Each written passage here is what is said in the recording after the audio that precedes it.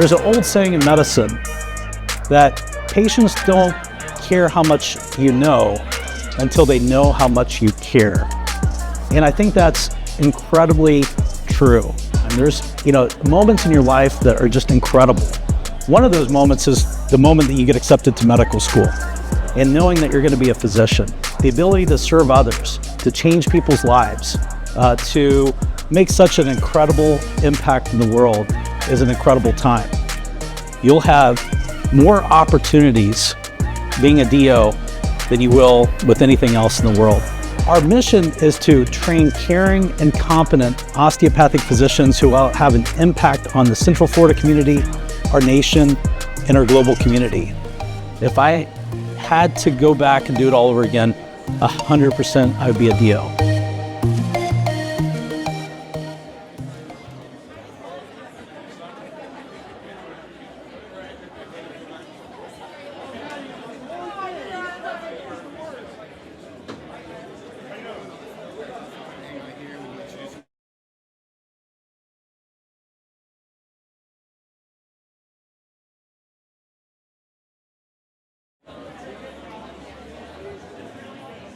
Can everyone take their seats? We're about to begin.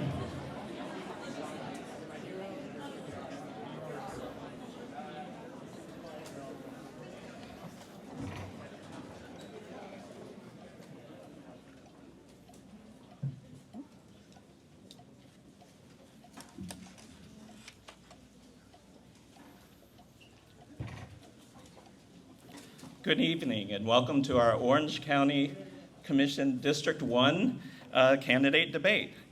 My name is Mike Ng. I'm the editor and publisher for the Observer Media Group here in West Orange. And we're so excited to host this event and for the chance to help inform voters before they head to the polls on August 20th. In trying to sell this idea to our staff, I pulled up a quote from Martha Gellhorn. She's known as one of the greatest war correspondents of our time. She's also the only woman to land on Normandy on D-Day. And she said this about politics. People often say with pride, I'm not interested in politics. They might as well say, I'm not interested in my standard of living, my health, my job, my rights, my freedoms, my future, or any future. If we mean to keep any control over our world and lives, we must be interested in politics. And it's true. And we are so glad to see so many of you taking time to ensure you are making informed decisions when you cast your ballots. To begin, I'd like to thank our wonderful sponsors without whom this would not have been possible. Thank you to our presenting sponsor, Orlando Health.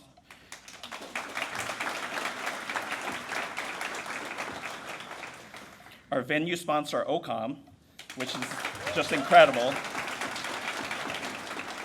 And our live stream sponsor, Chris Chan Media, who is helping to broadcast this debate to anyone who was not able to get a ticket. And so now I'd like to welcome to the podium Maggie Bonko. She's the president of Orlando Health Horizon West Hospital.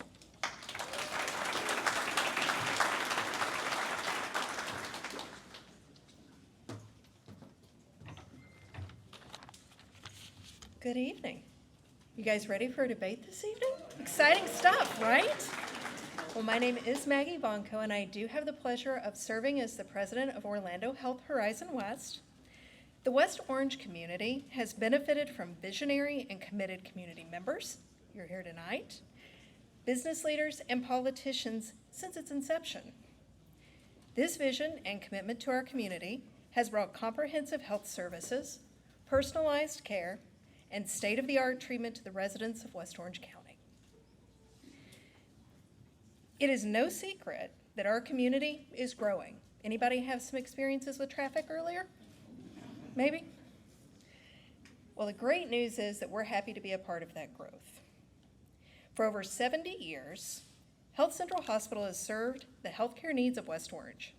And in recent years, Orlando Health continued that legacy of care, investing in the Park Skilled Nursing Facility, service line growth, and many specialties, including neurology, cardiology, and orthopedics, just to name a few.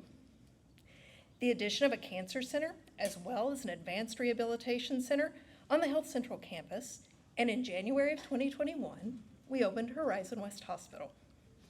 And we're proud to be neighbors with OCOM. We do think as your healthcare community leader that it's important to sponsor events such as tonight's debate, although we're very aware that debates generally tend to separate us into two buckets. We really view it as an opportunity to foster robust discussions and understand that we have more in common that unifies us than divides us. We at Orlando Health are privileged to be a part of this community and know it's the best place to live, work, and play because of everyone in this room this evening. So best of luck to our candidates. Thank you all for participating in this exercise of democracy this evening, and most of all, get out and vote. Thank you.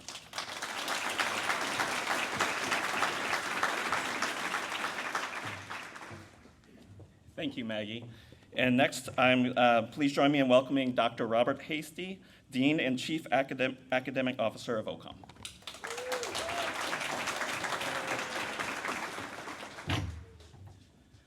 So thank you, Mike, and also thanks for the Orange Observer for having the event at OCOM.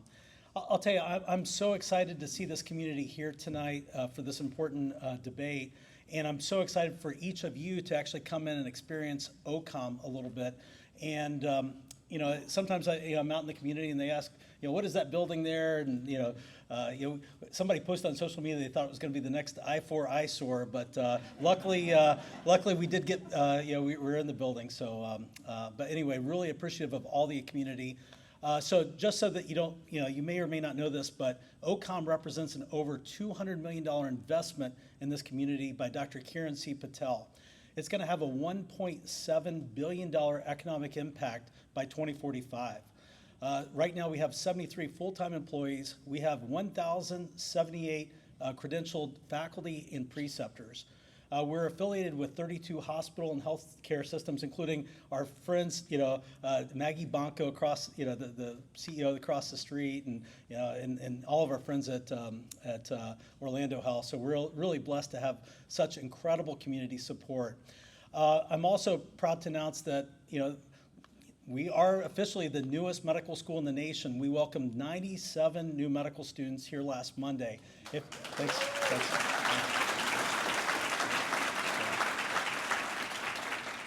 And if you haven't seen the article in the Orange Observer, please take a look at it. We're very proud of the medical students, and they're really going to make a difference for this community for generations to come by training caring and competent physicians. So again, thank you for all the community support for OCOM. Thank you for being here tonight.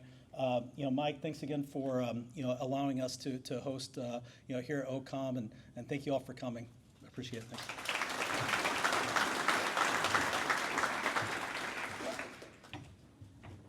Thank you, Dr. Hasty. So we just have a little bit of housekeeping before we begin. Maybe cleaning too. Inside your bags, you'll have a red little ticket. At the end of the debate, we'll have two little boxes out, where you came in. You can use that ticket to vote for your candidate of choice, sort of an exit poll. We'll post the results on our website, orangeobserver.com, and then it'll be in next week's papers too. So yeah, hang on to that. That's an important ticket. Also, please, let's be adults today. Let's do no yelling, no shouting, interrupting, threatening gestures. We don't want to have to ask someone to leave, so please don't make us do that. Basically, don't behave like you're on Facebook, and then we should be good. And also, as you leave, take time to look at the tables. We have both candidates have a table, and Orlando Health also has a table. They've got some literature and different things for you, so make sure you stop by and say hello to them. And so with that, we're ready to begin. Our moderator this evening is our sports editor, Sam Albuquerque. In addition to being an awesome sports writer, he's actually an experienced podcaster. And before joining us at OMG, he worked as a producer and host for Cox Media Group, and as a TV on-air personality for Spectrum Sports 360. So everyone say hi, Sam. All right, questions in this evening's debate. They're a mix of stuff that come from our editorial team. For about the last couple months, we've also been soliciting questions from our readers online and in print, so there's a mix of those in there too. The debate will begin with opening statements from both candidates, and then we will go back and forth with questions, and then they'll also have a 3-minute closing statement as well to conclude. With that, please join me in welcoming our current District 1 Commissioner, Nicole Wilson.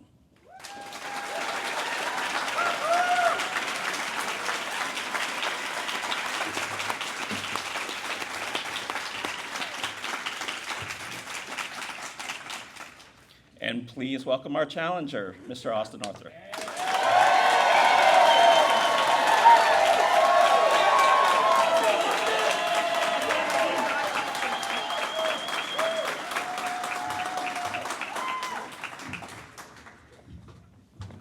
Well, we will have everything by both Mr. Arthur and Commissioner Wilson. Mr. Arthur, 1 to 3 You will have 3 minutes to begin. Mr. Arthur, whenever you're ready. Well, I just noticed that the mayor of Orange County is in the room. Let's give it up for the mayor. I think he's a resident in District 1, so I'm going to procure that vote. But thank you all for being here. You know, this is a demonstration of something really wonderful. I think that people are excited in West Orange County. There's energy. I think there's 600 people in the room. That's how many tickets. It's a sold-out event. So I'd like to give all of you guys, let's give yourselves a round of applause for being here. This is probably the biggest event for a district commissioner debate ever. So thank you. Now, I know I got the time clock, but this next one, I want my wife to stand up because she's the most amazing person. She's been dealing with a lot the last year and a half, and I love her, and she deserves at least 20 of these seconds. So thank you, Kelly. I also want to thank the Observer for doing this, and I'll tell you guys a little bit about myself. And so I'm a former firefighter paramedic, and I originally wanted to be an entrepreneur. I told my dad that. He basically told me to stop being a bum and get a real job. So I did. I became a fire medic. My brother and I wanted to do business, so we started hatching up our little business plans while doing that. We would eventually open a marketing firm here in West Orange County and also a gymnastics center. We come from a gymnastics background. My parents met through gymnastics, and that's Gymnastics USA. It would turn into the biggest gymnastics center in the state of Florida, and that's right here in Orange County. And in addition to that, while we were growing the businesses and everything, I started to find myself with a little bit more time on my hands, and so I could do one of two things. I could pour time back into the business, which is often a choice, or just do something I love. And for me, that's giving back to the community. I'm a people person, I love people. So I started to get involved in volunteerism with the West Orange Habitat for Humanity, 8 Waves, Challenge 22 to end veteran suicide.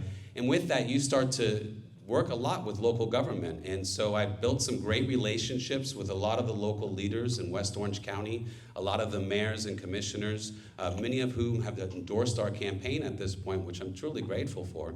But in Orange County, it was a little bit more of a struggle, and I just felt there was a little bit more of a disconnect. So I started to do what any man would do who feels like they got a problem, is complain about it and ask other people to fix it. Nobody wanted to do that. They kept on telling me if I got a problem, fix it myself. And so here we are 1.5 years later. We've been running hard and fast. We are on the ballot, and we got on the ballot because we did it by petition. So 1,800 people in West Orange County signed their signature for us to be on the ballot. And we only needed 1,450, so it was quite an amazing thing. We're the only candidate to be on the ballot. And we have tremendous support, and I'm just grateful for that. So I would love to, I'm excited for tonight, and I just want to thank you again. August 20th is the election, so make sure you tell all your friends they got to vote Austin Arthur on or before August 20th. Thank you all for being here.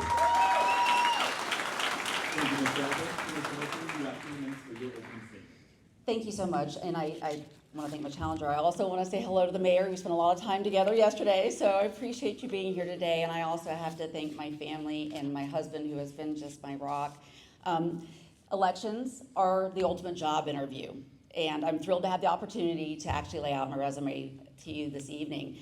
My name is Nicole Wilson, and I want to thank you so much for giving me this opportunity. I ran for election back in 2020 after my predecessor led the charge to destroy public conservation lands with a large toll road at the request of private development interest.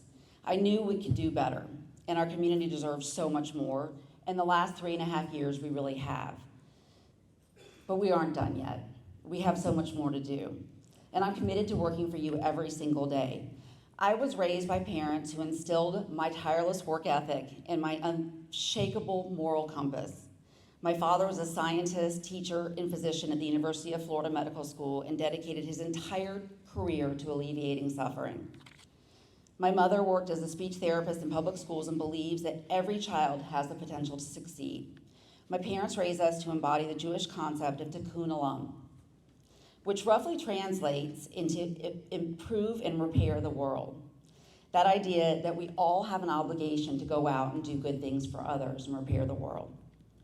My undergraduate degree is in human services and psychology, and I gained valuable experience doing social services and healthcare work, but like everybody with a psychology degree, I ended up back in law school. And then I actually gravitated very naturally towards environmental law when I was there. I returned to law school as somebody who had lived in this community for a while and had 3 kids. So understanding the necessity of nonprofits and environmental organizations became very apparent to me. I graduated with an honors degree in environmental law and continue to do work with the nonprofits and environmental groups. Literally focusing on the ordinances that I have to deal with and wrestle with daily. And so one of the things that I came into office knowing was that we needed to update these ordinances. Some of them were past 30 years old, and we've done some of that. So my passion lies in public interest law, and it lies with doing work of justice and freedom. But my heart lies in this community and lives in this community.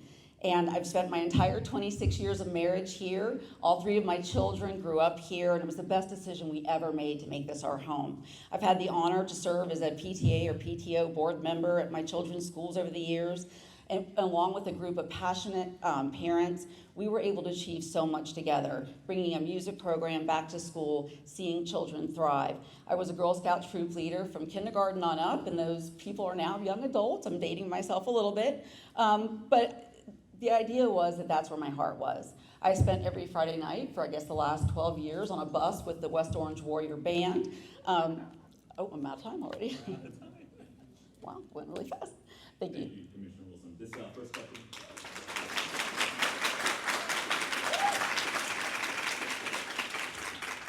This first question will be for both candidates. Each will have 3 minutes to respond. If needed at all, please ask for me to repeat the question throughout the debate. Mr. Arthur, we will go to you first. The District 1 Commissioner role is 1 voice on 7-member Orange County Commission.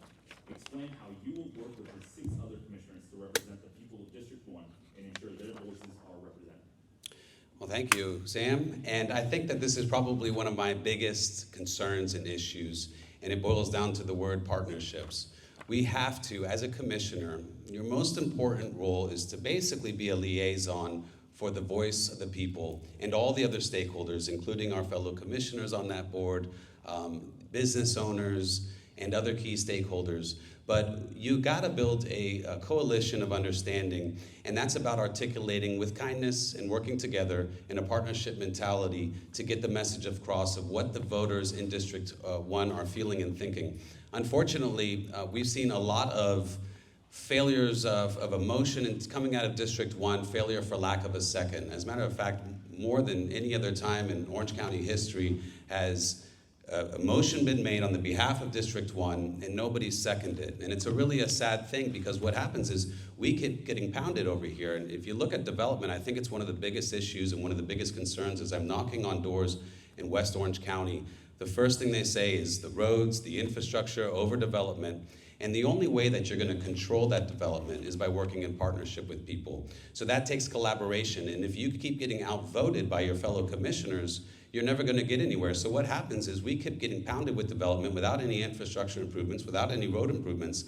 And the reason is because what the developers do is they're smart people. They go to the other commissioners, they sit down, they have conversations, they work things out, and they procure those votes. So we get outvoted every time, almost every time in District 1 of matters of importance, unless we kind of get lucky. So I think that the way you change that is working with people, sitting down with people. It's a little bit more difficult with sunshine law. You can't just sit down with a commissioner and have coffee together. But there are ways to do it, and it's about articulating the cause and the voice of the people. I think we need to be less adversarial and work more in partnership, and it takes meeting with people and sitting down with people. So that's basically the way to do it. I think we need a partnership mentality again in West Orange County, and that's how you're going to get things done with the other commissioners. Great, thank you, Mr.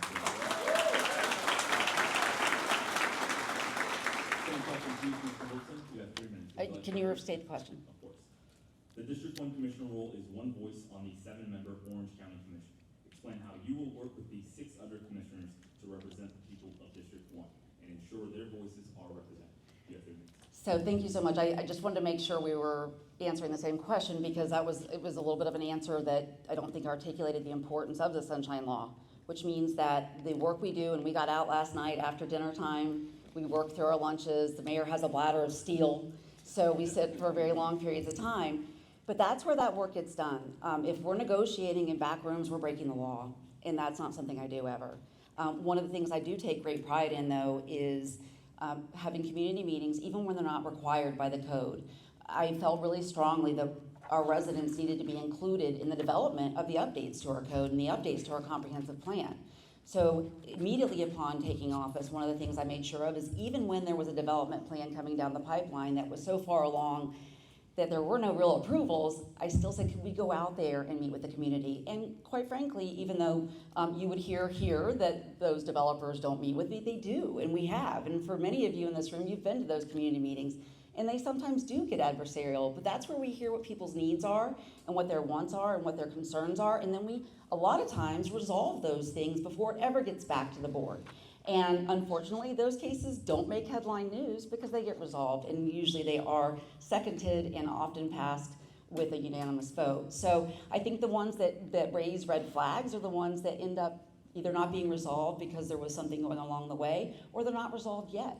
And so, you know, we continue to work day in and day out as a collegial board, and we've really achieved so much over these last 3.5 years. I'm very proud of the board and the way we work together.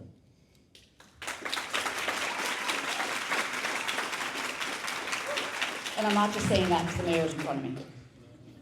This next question will come back to you, Commissioner Wilson. You will have 3 minutes to respond. Coming to the end of your first term on the County Commission, what of your accomplishments are you most proud, and what remains to be accomplished if you are reelected to your seat?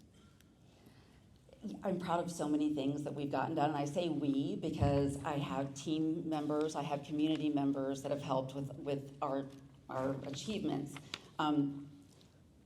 We've saved and put in conservation over 1,000 acres of land, ecologically sensitive land, 1,000 acres since I got into office. We've been able to update a wetland code that was over 30 years past its expiration date, not using the science we know about flood mitigation and the restoration of our habitats.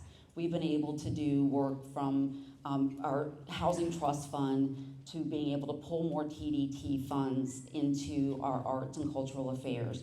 It's really hard for me to narrow down any one particular thing, but I would say probably the Green Place funding for our conservation lands, because we don't get those back. If those get eaten up by development or roadways, then they're gone forever. So that is a gift to our children.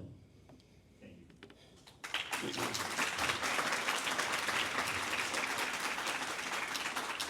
Next question will be for you, Mr. Arthur. You will have 3 minutes to respond. You had a quick rise from local businessmen to having your face on pretty much every street corner in West Orange County. Simple question for you. Why did you decide to run for office? Because of the current commissioner. Just getting you back for saying we weren't answering the same question. But I just do want to say the Green Place Initiative is amazing. I'm a big supporter. I want to thank the mayor for pushing that so hard. A lot of times that Green Place Initiative stuff, it would go in the initial part of the meeting, and the consent portion of the meeting, and people don't really know what is done, how much conservation is being done in all of Orange County. The mayor has been spearheading that, and I think it's great. We're going to do a lot more of that, and I want to do it together. With regard to my face being everywhere, thank you. My wife's and children's face are there too.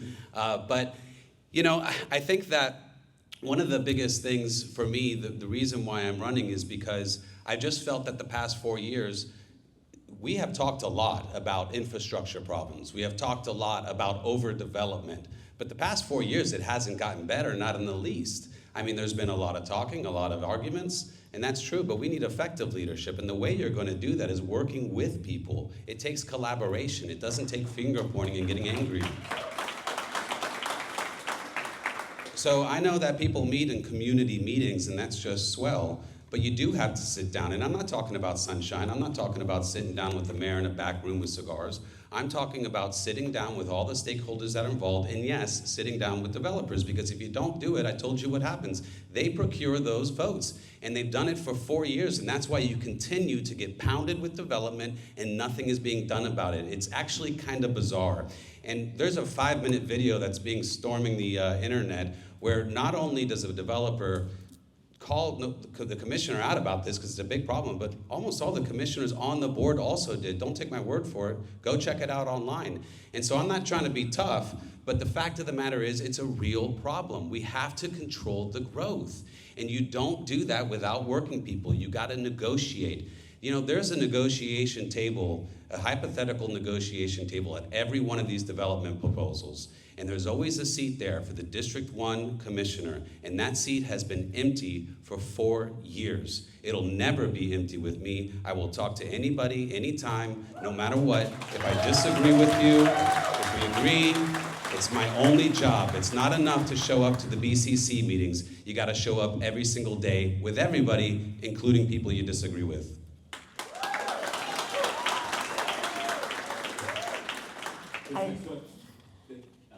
There was no rebuttal for that one specifically. This next question will be for both candidates. Each candidate will have 2 minutes to respond. We will start with Mr. Arthur.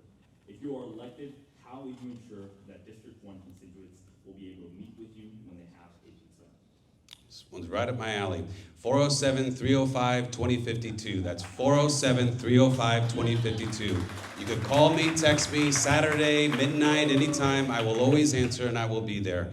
I think that it's already been stated, this is our biggest issue, because a lot of times the current commissioner and I, we agree on certain things. We agree on certain projects that shouldn't be going through, but a lot of times they go through anyway. So it's the idea that you have to be available. So my cell phone's out there, it's always been out there, I've always been available, I'm willing to meet with everybody. I met with somebody the other day who, him and I, we see the world differently, and this guy knew it too, and he said, I'm really surprised that you're meeting with me. And we sat down for an hour. He had this map and everything. It was great. And I learned a lot, because when you sit down and talk to people, you do learn a lot. So I'll be fully available. I think it's the most important job. I will not be a subject expert on all these things. I probably won't be a subject expert on most of them, because that's not the job of a commissioner. There's subject experts to do that. There's staff and the stakeholders. What we need to do is we need to be leaders, not activists.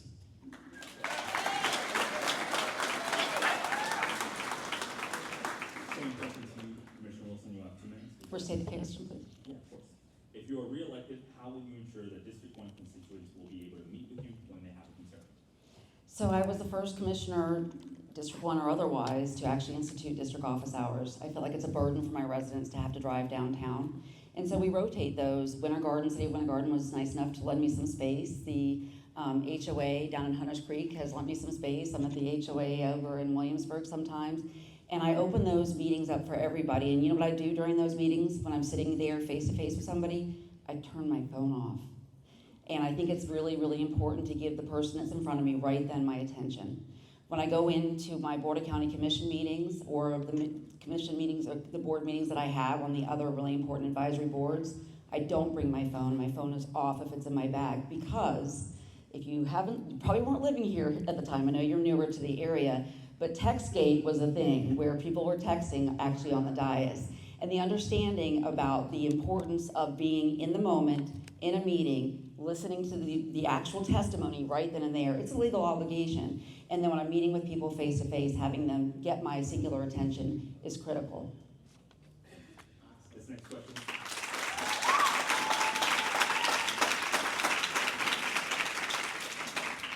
We'll come back to you, Commissioner Wilson, for this next question. You will have 3 minutes to respond. Mr. Arthur will have 2 minutes for a rebuttal. Earlier this month, you were supposed to host a community meeting about Special Parks Farm. This week, the week of the meeting, it was canceled. A West Orange resident recently wrote an op-ed in the Orange Observer in which he suggested you were delaying the process for this proposal so you would not have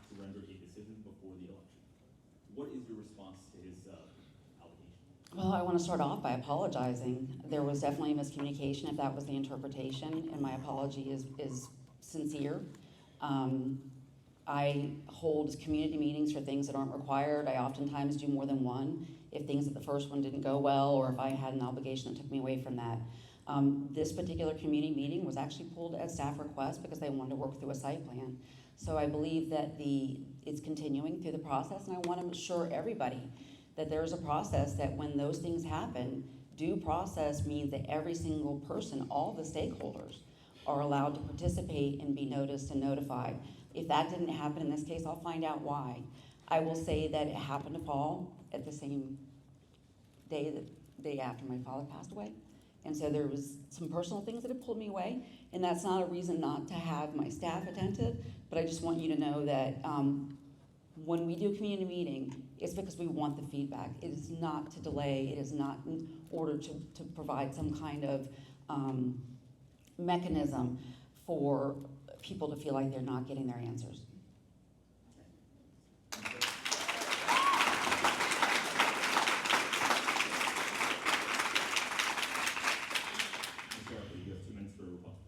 I just want to say that my heart goes out to you and your family about your father. It was mentioned just now, and I had to deal with that myself, and I still am not over it. So, I want to extend my love to you on that subject.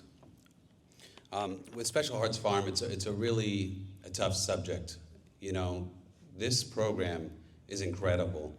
I've had the pleasure of going out there to the farm and understanding it and experiencing it. And we need to support this farm. I support this farm fully. And the issue here, and I think this happens a lot in West Orange County, is there's a lack of clarity. There's a lack of clarity about why somebody's against something. When Gotha was going through the Temple on Hempel, everybody remembers that with the catchy name. I was out there, I was pushing against it. I didn't want the Temple on Hempel. I made 150 t-shirts about it, and we slapped those suckers on everybody in Gotha. But the problem there is people were accusing the residents of being anti-religious, which just wasn't the case at all. People know that my faith to me is very serious, but this is an issue of clarity. And right here in the rural settlement, the Avalon Rural Settlement, I think that residents probably love this mission, but they're afraid that this would set a precedent to change, to allow for other uses to come into this area and really destroy the character of the area. Now here's the problem. It's the role of the commissioner to really be the leader and articulate the options, hear everybody. They have an option to do a comprehensive plan text amendment. That was proposed. That was shut down. I don't know why. It seems like a pretty wise option to me. So I think that you need to look at all the options, be honest, be forthright with people, sit down with people, not just call for community meetings, but actually sit down with people and talk about the options that they're expressing. So I would support the comprehensive plan text amendment to lock it into place. I do not support other uses, but I support Special Hearts Farms very strongly. And I think that the RV park is a perfect example, going 3 to 1 acre. That's a real problem, and I have denounced that effort, and I continue to do so.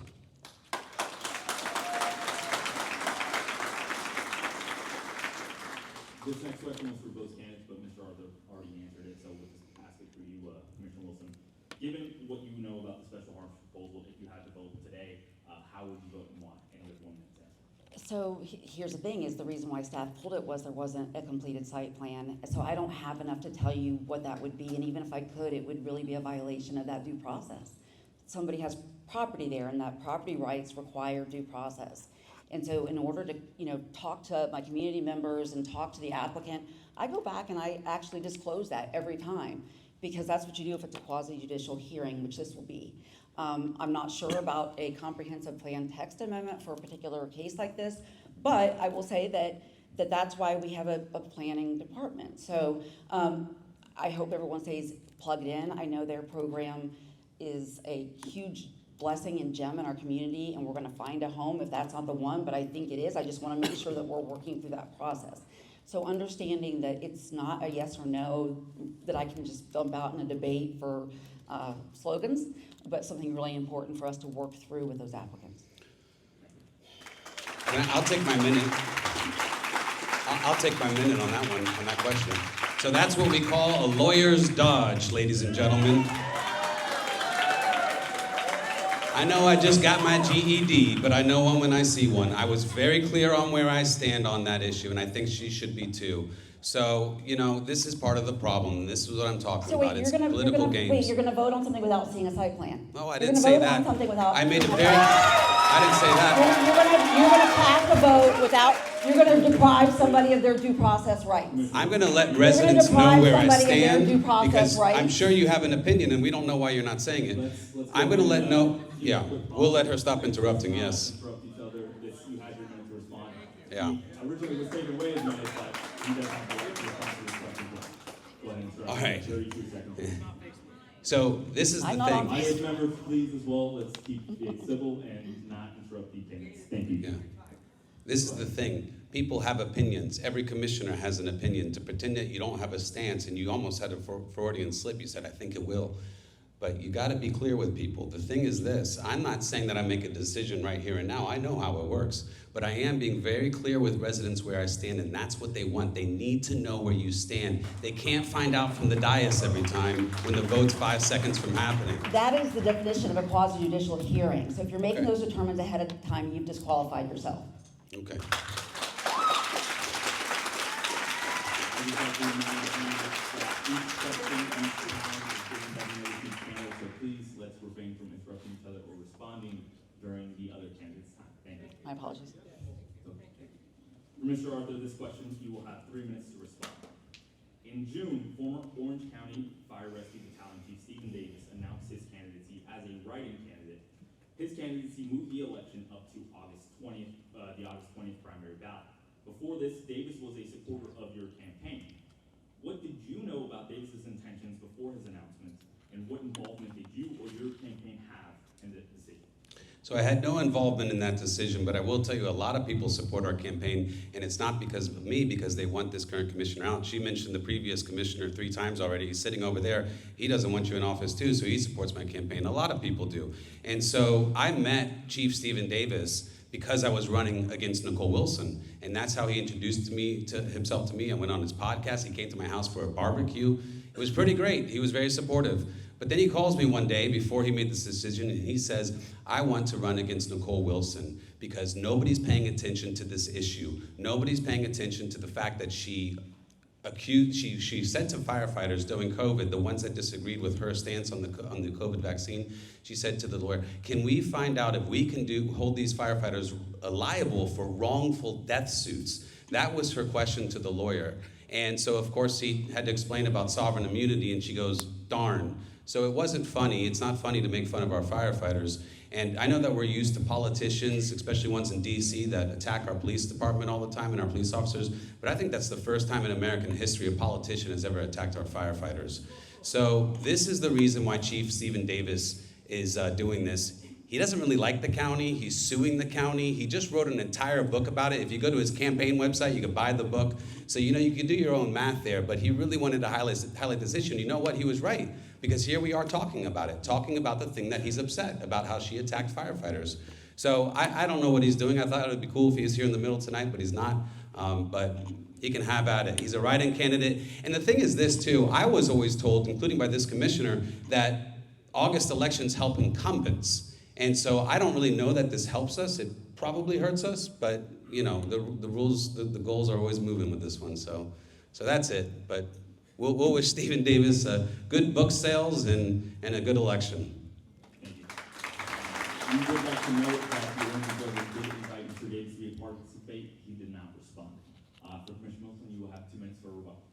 Thank you. Actually, my words were not about whether the August or November race was the more important. It was about the manipulation of voters. I welcome any and all people who want to step in and run, and I respect that you're doing it the way you're doing it because it's public, you're reporting, you're doing the things you're supposed to be doing. To have somebody who has evidently held a grudge against the actions of an entire board for several years step in the last minutes of the last day of qualifying as a write-in candidate, which means they won't be named, and all it does is change the election date. That's all it does, is a manipulation of the voters. And I don't think that's okay, and I think that should be called out every chance we get. I would say that every decision that my board made during COVID was a really difficult one. They were life and death decisions. Nothing was funny. Nothing was good. And I will tell you that the in particular, the support for our firefighters. My brother's a firefighter, my brother-in-law's a firefighter. It's interesting because I believe my neighbor got a mailer this week that said that you opposed a tax. The only tax that I've supported during my tenure has been for our firefighters. So either you're defunding them or you agree with that particular position on the MSTU. I'm not sure, but I will say that I would take up a debate with any candidate at any time, and I really appreciate the real candidates that are here, and I hope everyone does their homework.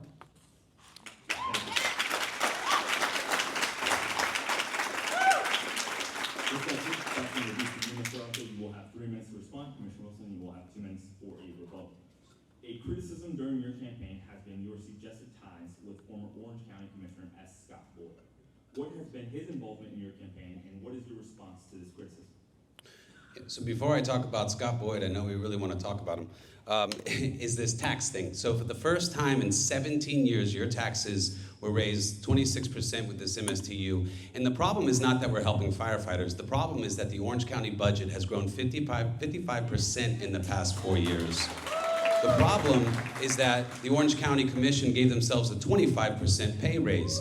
So it's more money being spent, more money in the pockets of the commissioners, and more taxes for you. So I always support firefighters. I was a former firefighter. My father was a 35-year firefighter, died from a firefighter cancer lymphoma. We support our firefighters, but when you do this sneaky stuff where you put the tax right in and you don't have any community engagement, we talked a lot about community engagements, no community engagement. As a matter of fact, District 3 Commissioner Uribe, who's a huge firefighter supporter, she voted no because the public wasn't involved in this new tax. And we wonder why. We know we got a fancy endorsement from the union, and then bada bing, bada boom, tax approved. So I'm not for that. All right, so Scott Boyd, I know Scott Boyd because he does a lot of work in the community. As a matter of fact, I'm a board member for the West Orange Habitat for Humanity. I see Marilyn in the crowd, amazing woman. Let's give it up for the Habitat for Humanity.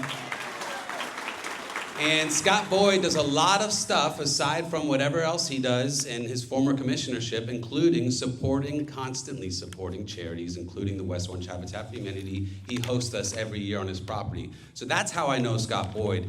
His involvement of this campaign is very much is that he says, please remove Nicole Wilson. We need a new commissioner. And that's about it. He's donated some money to the campaign. As a matter of fact, I think we got I don't know what it is, 300 donors to the campaign. Don't cite me, but it's a lot. And so that's all I really got to say about Scott Boyd. Thanks for all your service. I appreciate you, and we agree that we got to get a new commissioner. Does anybody else agree with that? Scott Boyd's not alone in this room. Thank you, Mr. Russell. Commissioner Wilson, you have 2 minutes for a rebuttal. So I'm not sure what to rebut to. I will say that I think knowing the history of my 2020 race and that there was a last-minute write-in candidate and those shenanigans, the public had the right to be questioning of the last-minute write-in candidate and the association with a former commissioner. I think there's also, a big difference between you and I in the fact that those, lines of supporters, many of them, are developers, big developers, deep-pocketed developers in this area. And yes, I have a target on my back, and I have had since day one for challenging them and for saying, let's do better by this community. And I think it's important to understand that when I go to work every day, I work for the people. Our millage rate has stayed steady. Your tax rate for your property has stayed steady. Don't get lied to. It has stayed steady. The MSTU is for firefighters specifically. The only other place that we've tried to hold people's feet to the fire is impact fees. They were held down through Scott Boyd's tenure, Betsy Vanderlei's tenure. We finally got them caught up, but we are now 17 years in the hole on those impact fees. But those are paid for by developers, by the people who are profiting and then moving out. So it's really important to know the differences. I think the other piece, well, actually, I think that was it for me. I don't really have anything else to say about that. We will come back to you for this next question. You will have 3 minutes to respond. In recent weeks, this election has turned quite ugly, with much published on social media and other websites about your opponent. One of the people responsible for this content claims to be your supporter. Please comment on these actions and share your knowledge of and relationship to this person in question. So Much like I described about being in meetings and not having my phone, I think it's important to mention I am not on social media maybe as much as some of the other people involved in politics or in this race. I will say that I have been 100% completely transparent and honest about my website, which is thevoteNicoleWilson.com, my official website, which is NicoleWilson.org. If it doesn't come from those, if it doesn't have my disclaimer, I have a license at stake here. I'm a licensed attorney in the state of Florida. I'm not gonna mess with that for these games. What I do is I am clear with my reporting, and I don't have the ability to monitor social media for everyone. Now, I will tell you, I think it's a really difficult thing to walk into in this type of realm and try to convince people to run for office when they're attacked that way. And so I did immediately, when I heard about it, my husband called me in Gainesville where I was with my father, and he said, this is happening, and I said, I'll have somebody, I'll make a post, and I said, I do not tolerate political violence or intimidation of any kind. I have said at all times to lead with love, because we get enough things done that way.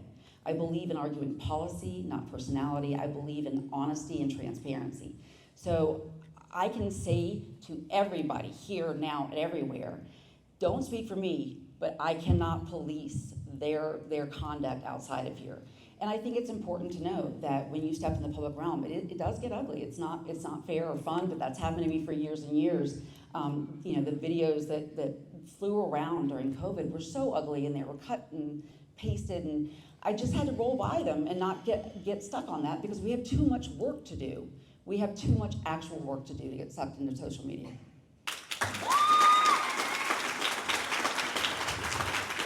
The next question will be from Stakeholder, and you'll have 3 minutes to respond.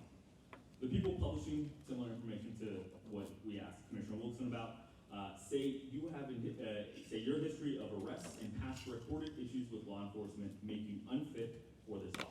How do you respond? Yeah, I got so many things to respond to. The reason why I got my phone, I know you keep talking about it, is because I got the picture right here. You definitely know her. And so I think it's very disingenuous for you to lie about that. And I don't know anything about COVID. I wasn't talking about you back then. But I can tell you this, it's been pretty brutal. My history is very clear. My background, I've made mistakes like any other person in this room. Nobody's perfect. And we put that out on our website, and we've been very clear about everything that's happened in my past. I'm not ashamed of it. It's part of my journey, it's part of my faith journey, and it's who I am today. But the problem is, people that support the commissioner, and you know, she might have made a post, I thought that was about Donald Trump getting shot, but you could have just called me back. You know, they're saying some pretty horrible things, and I got some right here I want to share. I got 2 minutes. So this is according to the people that are attacking me, and I just thought, you know, I'd share some. So I am part of a satanic secret society cult, and I throw sacrificed animals onto people's lawns who dare not vote for me. I'm a drunken drug addict, a sociopath Nazi, and I'm also a destroyer of worlds, especially in West Orange County. And by the way, I'm also a Christian nationalist. You know, remember the satanic part too. I'm part of the deep state. I'm a developer pawn. We've heard that one tonight already. They posted a picture that was supposed to depict my wife doing some kind of weird, bizarre, satanic ritual to summon up money from PPP or something. And I defrauded the SBA. And you know, all this stuff, it's kind of laughable and silly. It really is a bit ridiculous. But what's really not ridiculous is the attacks on my family, the attacks on my wife, questioning her fidelity, the fact that my child, who I'm looking at right now, who has to go to school, saying that I abandoned my child. You know, when somebody posted something that wasn't too nice on my opponent's website, her Facebook page, I text her. I told the person to take it off. When they didn't, I posted a nice comment on there, and that person removed the comment. And it was nothing. It was a nothing comment. It was just basically Austin's awesome and you're not. So that's leadership, and you could denounce those things now because it was done on your behalf with your website linked. And so we need leadership, and that's the fact of the matter. It doesn't matter if you did it, you should have denounced it, you didn't call me back. So we know we need to change. I'm jealous you have so much time that you can do that. Like, I didn't even know that was happening because hey, I work 100 hours a week. I don't know about you. I'm working every day for the people, not scrolling social media, and I think it's really, really important for you all to understand that when you step into the public, it is an ugly thing. I would never stand up So here. you and- condone the comments about my wife and I children? would Is that what you're never, saying? I would never So denounce do it that. for everybody to hear. I have done, I just did it, I've done it 3 times. The important part is that you are not acknowledging that when you are a public figure, that you will get public scrutiny, and it's not fun. No, I know. But it happens, so Yeah. there are things. I will again remind It's all right. both the Commissioner and Mr. Arthur that to not interrupt during the other's speaking time. We have tried very hard to make this as fair as possible as far as the timing goes, so let's continue to be a little bit more respectful of our rules, please. Thank you. This next question will be for both candidates. Each will have 3 minutes to respond. Commissioner Wilson, we will start with you. In March, the Orange County Commission voted to send Disney's proposed affordable house project to the state for review. Ultimately, the project will come back to the County Commission for a final vote. What is your opinion on this project? And if you have to decide today, even though you don't have a final site plan, you have reviewed this very often and have eventually sent this as a commission, how would you vote? So this is another one of these cases that is in the very earliest stages, and I know you're gonna say this is an attorney answer, but it's not fair to the landowner. It's not fair to any of the stakeholders involved, including the residents. I will tell you that when Disney reached out to me 3 years ago and said, we'd like to do something similar to what Universal's we're thinking about looking for affordable housing, I was over the moon excited because we have a housing crisis. And the idea of having our largest employer have some skin in the game and participate in a public-private partnership with us in order to really bring forward some good solutions for workforce and attainable housing sounded very promising. As it rolled out, I'm very concerned about so many parts of that application, and I was extremely vocal about it. It was televised, it was sliced up and diced, but I think the sad part about that day wasn't the application moving without my approval. It was that nobody noticed a application that came through unchallenged, unargued about earlier in that day for an adaptive reuse project in the Dr. Phillips area, where things are usually very controversial. But that applicant had come to me ahead of time. We had done a community meeting. We went back out. We proposed looking at more open space on it and potentially adding some more transit options nearby. It went through that process, and when it came back, no one objected. There was a motion and a second, and it passed unanimously, and that's more attainable housing coming to District 1. So I think that should have been also held up as an example of how things can get done, but instead we're focused on the very earliest stages of a potential proposal. And I want people to stay involved and stay engaged in this because you will continue to have the opportunity to give that feedback along the way. Thank you. Same question to you, Mr. Arthur. Would you like me to repeat it? We're talking about the Disney project, right? Yeah, Not- the okay. affordable housing project. I would Yeah. also ask to respond directly to the question as opposed to another. Bouncing around, no bouncing around. Okay, no problem. Thank you, Sam. So the Disney project, that was an unmitigated disaster, and the people in Horizon West know that. There was a lot of sneaky little political games being going on there. I put a whole 20-minute video about it. We broke it down, Robert's Rules of Orders and all that fun stuff. And, people try to blame other people in the commission for this issue. But the fact of the matter is we have a housing crisis in West Orange County. We have a housing crisis in all of Orange County and the whole state of Florida, as a matter of fact. But here's the deal. You solve that problem with more units on the market. It's a simple supply and demand issue. But that doesn't mean everywhere, every time. Not every spot of land is good for a multifamily housing unit development. So for example, not everywhere. It has to be in character. And not every time. The infrastructure has to be in place. Avalon Road, Hartside Road, those are failing roads. And that project was not a good project at this time. So what are you supposed to do as a commissioner? You're supposed to meet with Disney, with the Michaels organization. You're supposed to meet with them relentlessly. You're supposed to talk about other options. And you're supposed to be very clear about that. We know for a fact, and you could sunshine it, we talked about sunshine already, that those meetings weren't really taking place and the stakeholders weren't engaged properly. And then what did we have? We had this thing go through. And when the motion was made, the mayor made the motion very powerfully. We're going to approve this thing. And then anybody have anything to say before we vote? Silence. It was just total silence. So the question is, was she really opposing the project or not? And I think that that's an interesting thing to look at, but you don't have to take my word about it. Just look at the videos, and whenever a video is posted on these things, we don't play games. We just know that people are busy, they're working. We don't post 5-hour videos. We post it with the full length for people who want to study what really happened. So again, I will always be clear with you. You will not always agree with me, but you will always know where I stand. You'll know what's coming. You won't get surprises from the dais. We will do it together, and I will meet with anybody, including Disney, because probably there was some better land we could have done with. That's all I got.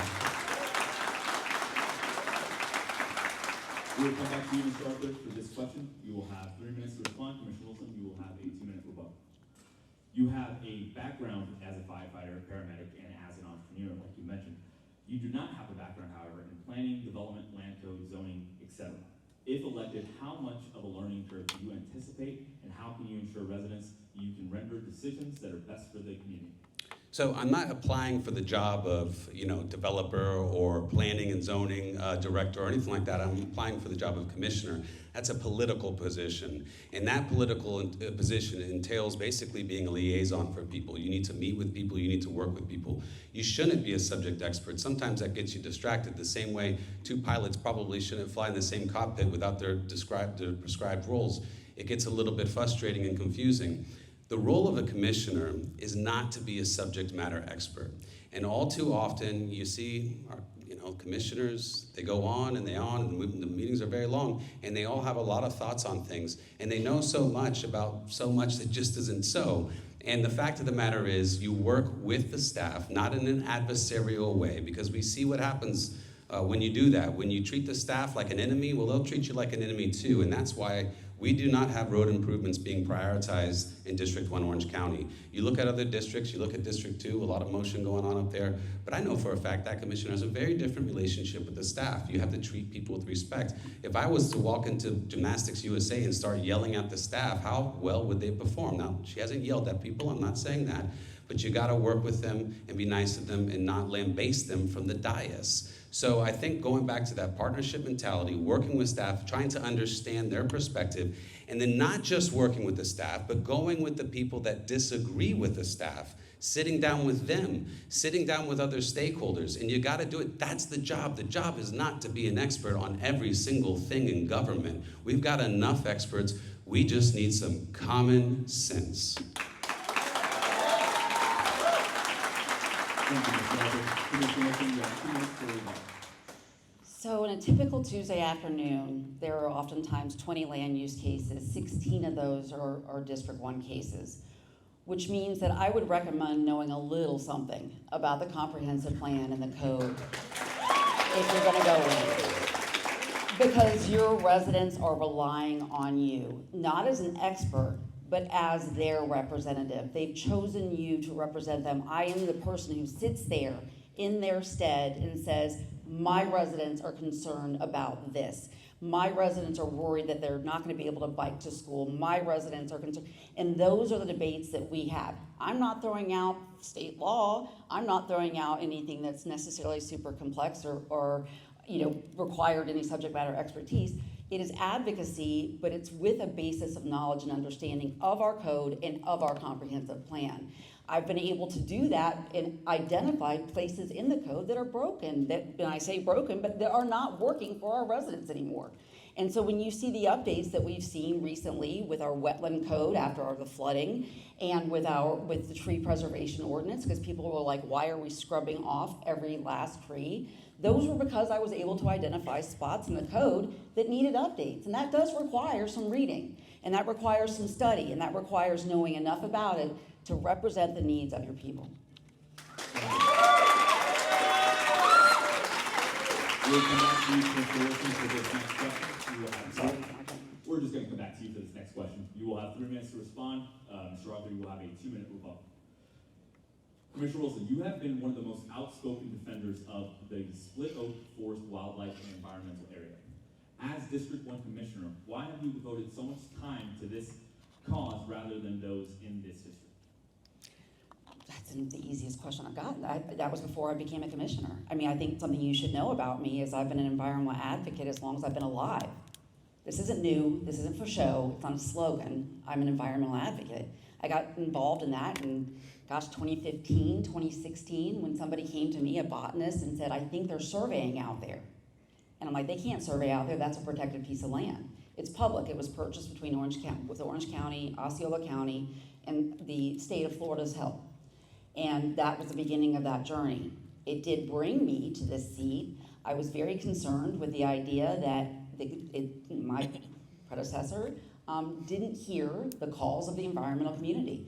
The problems that we have right now in the loss of our habitat and wildlife, it's devastating. And so to choose a toll road over land that was purchased with your tax dollars is an absolute travesty, and we should all be furious about it every day. But I've let that process play out also, because what I knew is that if we were able to get something on a ballot and the people would speak, that potentially we could stop that. And so it did go on a ballot as a charter amendment in 2020, and over 86% of Orange County voters did say protected. So that's not done yet, but I don't spend time at work on that. I do allow, when that comes up, I allow some of the history I have to be part of the discussion. And I allow, really, I use the expertise everywhere across the board in preserving any land that we can preserve. Thank you.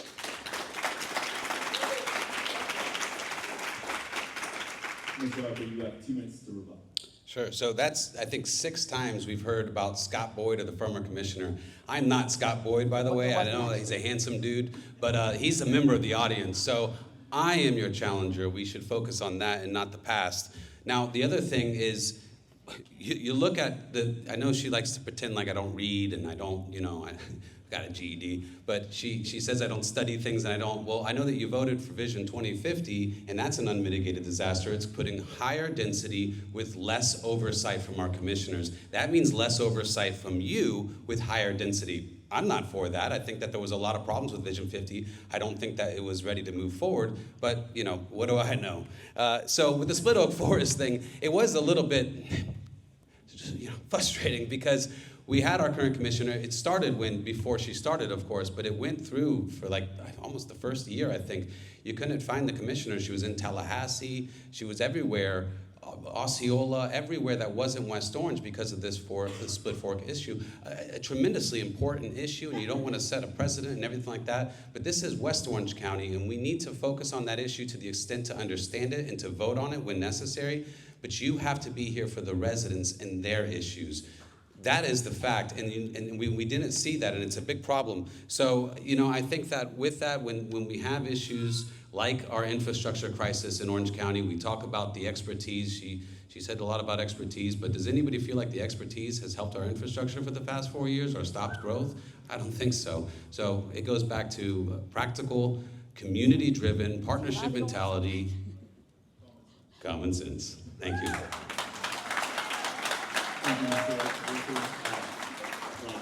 Commissioner Wilson didn't mention it, and I mentioned earlier, let's try to stay closer to the topic of the question. Thank you. I don't have a problem with it, but she Just said it a to me, and I just Scott want to Boyd make thing. sure. It's just- I said my predecessor was actually Betsy Vanderlei that voted for the toll I'll road. make a new hash. I'll make a new one for Betsy. Well, Let's continue on with the questions. Thank you so much. so if we ignore our Next past. question will be for both candidates. Again, like Commissioner Wilson said, and I said earlier, let's try to stay on topic with each question. This will be, like I said, for both candidates, there will be 2 minutes to respond. Mr. Arthur, we will go to you first. What are your political career aspirations beyond the Orange County Commission? So obviously I'm asked this question all the time since I'm running for office, but the truth of the matter is I'm just focused on Orange County. And another question that I was asked at the beginning a lot is, Austin, it's kind of crazy. You're running for Orange County Commissioner. That's a big deal. Why didn't you start at the City of Winter Garden, something smaller, work your way up? Because I'm not running to be a politician. I'm running because we have a leadership crisis in West Orange County right now. So I know that I would like to do 2 terms. I think that that's important. I think if we do a good job for 4 years and the people feel that it was a good job, we could probably go for a full 8 years, because a lot of this stuff does take time. So I understand that. So my political aspirations are focused on District 1, and I would love to serve 8 years as your next Orange County Commissioner.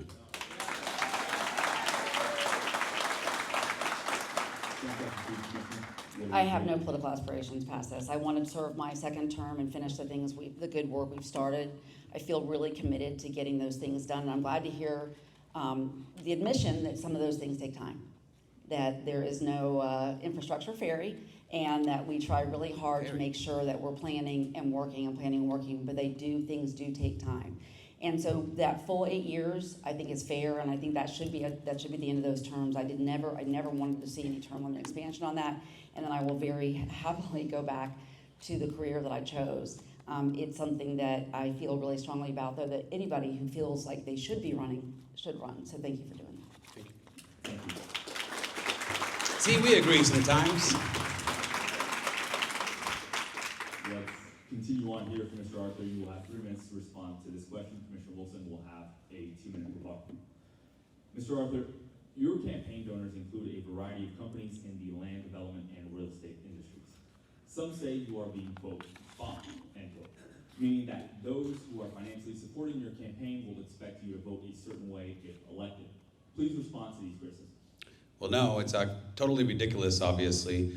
We put out a pie chart with all of our donors, and on that list, it's very, very hard to find this huge swath of $300,000 that developers gave me. By the way, you don't get paid to do this, so it's kind of a bummer, because I would love $300,000 right now, it'd be great.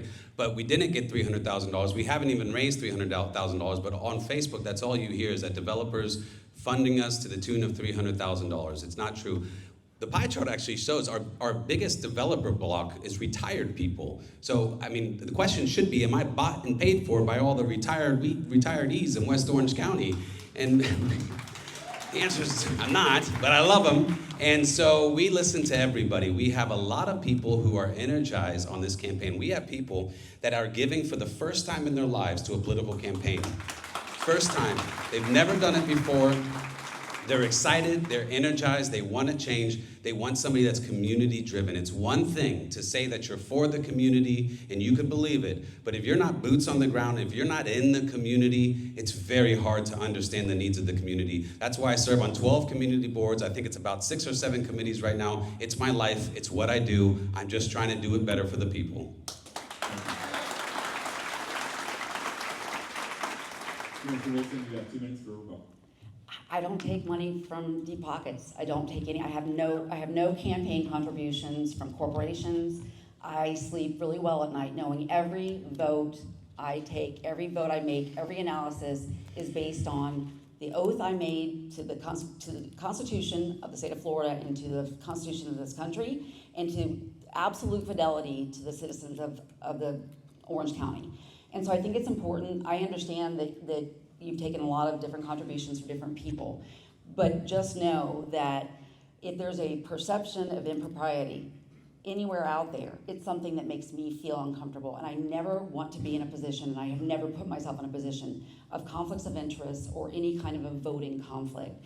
I feel very strongly that it's something that we haven't done a good enough job scrutinizing, and if people have taken different types of donations or contributions and they seem to vote one way against a comprehensive plan or code, maybe we need to look and see if that conflict of interest is affecting the way they're voting. We should be voting with a clear mind, not with our pockets.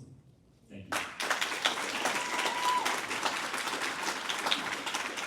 This next question will be for both candidates. Each will have 2 minutes to respond. We'll start with Commissioner Wilson. Evaluate the infrastructure in Horizon West. In particular, comment on the unfinished east-west roads that connect Orange County and Lake County. Yeah, so I think we're all familiar, right? We drove out here today and you see the growth. Horizon West is different. It was the last sector plan approved by the state of Florida, and in its approvals with various development interests, and I'm sorry to say it, but we have to look at the history to understand what's happening. Developers and the county government at the time forged various joint planning agreements, special planning areas where they were actually different segments of roadway were attributed to particular developers. As those developments came forward, they now have to participate in that roadway. I think the problem I have, and what I think Mr. Arthur identified as being antagonistic, is that I don't think we're doing a good job of keeping those on track.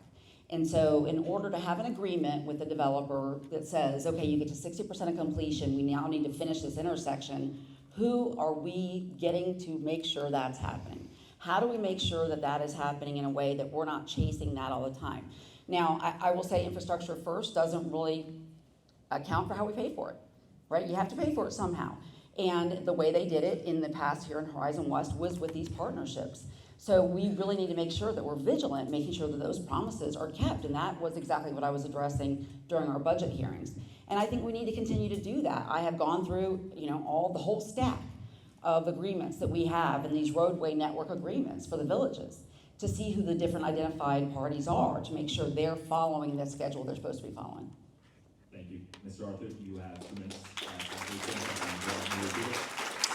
No, that's okay. Thank you, though, Sam. But maybe I'm breaking the rules a little bit, but I'll use my time to do it. I do sleep well at night about my donations. They're awesome. We got a great campaign, lots of people involved. But you talked about impropriety on donations. So does that mean, and maybe you could do it right now, we know the person's in the audience, there's thousands of dollars of attack ads being spent against me that are not being reported by your campaign. You know about it. Will you tell that person to stop spending thousands of dollars against our campaign without you reporting it?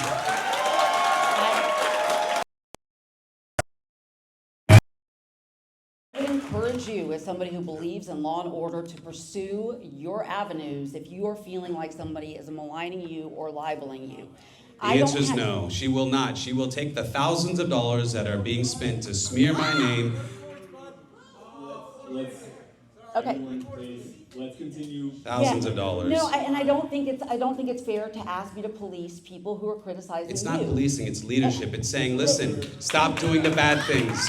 Don't do anything inappropriate on my name. Don't put my name, Nicole Wilson, on something nasty. It's very easy. I want to raise my voice like you are both adults. We're both here. We're all here to understand and learn more about this election. So let's please continue to remain civil and use your time appropriately to answer the questions as opposed to send another, response to to Commissioner Wilson after we've asked you directly about your being bought or not by a political investor or whatever. Yeah, I just got to set the record straight. There's a 150-foot road connecting Lake County to Orange County. Right now, it's called Fleming's Road. And when I started this election, they told us that it's going to be 2 years. Well, that was a year and a half ago. Now I think it's a year and a half, so that's a lot of years.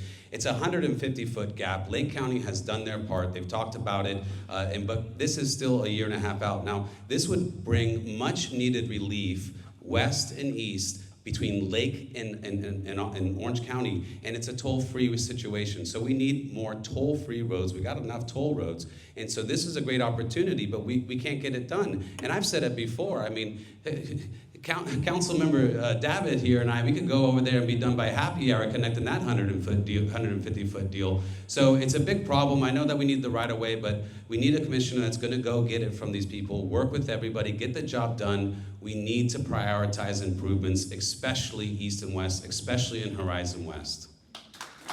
Thank you. I'd like to take a second to again remind the audience to not raise your voice and speak to the commissioners, and let's keep this train on track.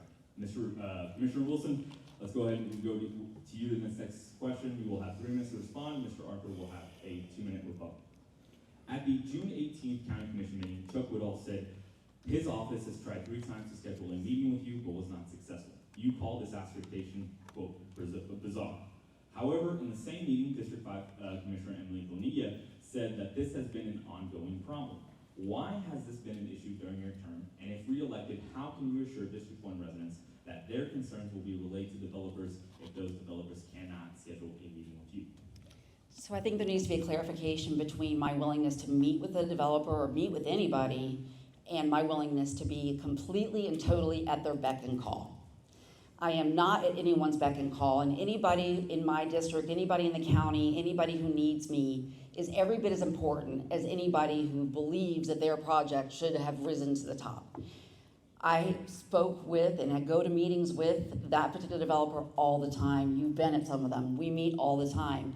If he has heard my residents, we have met, we've come together, all of the information is laid out, then at that point, I'm not sure, when I said it was bizarre, I'm not sure what he was looking for.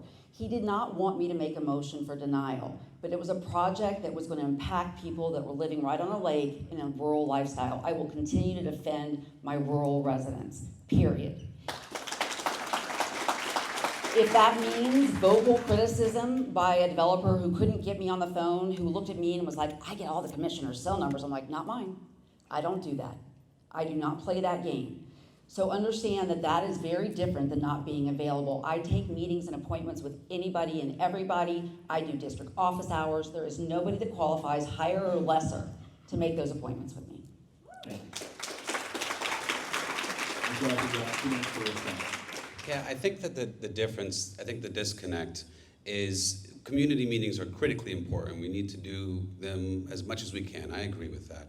But there's a different thing between a community meeting and sitting down with somebody one-on-one, one-on-two, whatever it has to be, and actually going over the solutions, the proposals, and again, not just one side of the issue, but both sides of the issue. You need those private off the podium discussions to really understand the issue. And I think that that's what the frustration was with that particular incident you're citing, is that it was multiple attempts, and you know, it's just, that's troublesome, because then what happens is we lose. We don't get the right vote, you know, so even if we agree on a certain decision, which does happen quite often actually, but we don't get the right result. So I just think it's critically important to have the community meetings. I'm for that, but we also have to have those one-on-one meetings with people we disagree with, even with people we don't like. It's not my job to decide if I like somebody as a commissioner. It's my job to negotiate for the people. Thank you. This will be our last question for both candidates, and then we will close with closing statements by each. In the spirit of community and trying to come together as people, we put this question intentionally, so it might get a laugh or two, but we do mean this seriously. We'll start with you, Mr. Arthur. What are 3 things you admire about your opponent? 3? I could do it. No, I'm just teasing, just a little fun.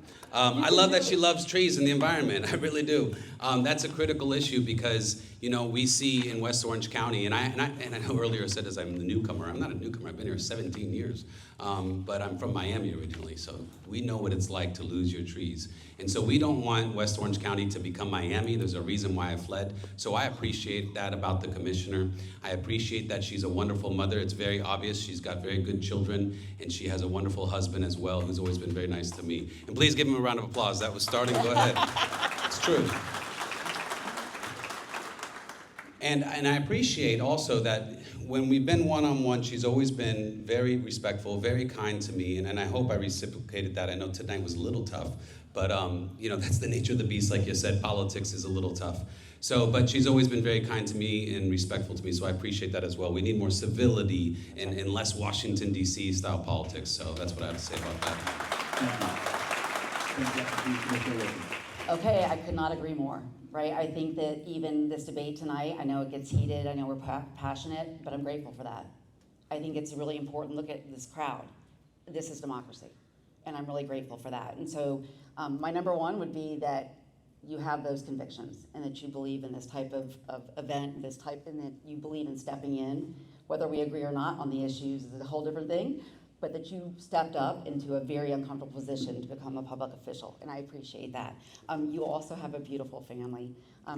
You have a family that loves you dearly, I know that, and it's something that's so important, especially going through this with the sharks out there, the political sharks out there. So, and then you're a man of faith, and I think you have been consistent and vocal about that. So Thank you. I appreciate that. Thank you. Thank you. So to close our debate, each candidate will have a 3-minute closing statement. Commissioner Wilson, you will go first. thank you so much. I really appreciate this time. I appreciate I liked that question. I was like, oh wait, hang on. That was a good one. Was that from the audience? Was that a? So I think once again I want to recap by saying this is a job interview, right? This is a chance for everyone to look at our resumes to get a good indication of whether or not we are qualified. I know it's different for me because I have come to you after 3.5 years of service, but I also have a wealth of service that I added to that before I even got here. I want to make sure that when I think about the things we've gotten done, just even in that 3.5 years, I've hosted nearly 400 community meetings. I've closed over 1,400 constituent cases, organized over 50 community outreach events, including resource fairs. I've opened new parks across the district, added 1,000 acres of environmentally sensitive land, I've successfully championed the passage of a tree protection ordinance, wetland conservation ordinance, fertilizer runoff ordinance, thank you, Lee, and there's so much more. And what I want to say is that we just build on that. I am the right person for this job. I want you to vote for me. Even if you potentially didn't hear what you wanted to hear from me tonight, I would ask you to do your homework, do your research, look and see what I've accomplished in my lifetime, not just in the last couple of years. And thank you so much for this opportunity.